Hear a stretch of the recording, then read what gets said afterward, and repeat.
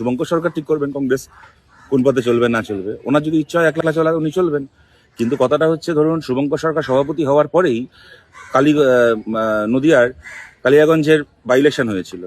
তখন তো শুভঙ্কর বাবুর যখন কংগ্রেসের প্রার্থী ছিল আমরা সমর্থন করেছিলাম, তখন তো শুভঙ্কর সরকারের মনে হয়নি যে না আমাদেরকে সমর্থন করতে হবে না, কালীগঞ্জ আমরা একাই লড়বো, আমরা একলা চলবো।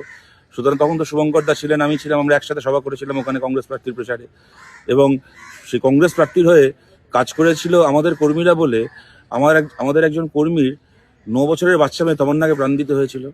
9 বছরের মেয়েটা তমন্না মারা গেল কেন? তার পরিবার কংগ্রেস প্রার্থীকে ভোট দিয়েছিল বলে, সমর্থন করেছিল বলে। আজ থেকে কয়েক মাস আগেকার কথা। তখন তো এদের মনে হয়নি যে আমার একলা চলা উচিত। এখন ভোটের আগে চাপ বাড়ানোর জন্য, দুটো বাড়তি আসনে লড়ার জন্য কেউ যদি এই সমস্ত কথা বলতে পারেন, দেখুন আমি এটা বলছি, আমাদের বামপন্থীদের জায়গা থেকে বোঝাপড়া খুব পরিষ্কার। আমরা তৃণমূলের বিরুদ্ধে, বিজেপির বিরুদ্ধে, বাকি সমস্ত দলকে নিয়ে সর্ববৃহৎ মানুষের মঞ্চ করে লড়তে চাই।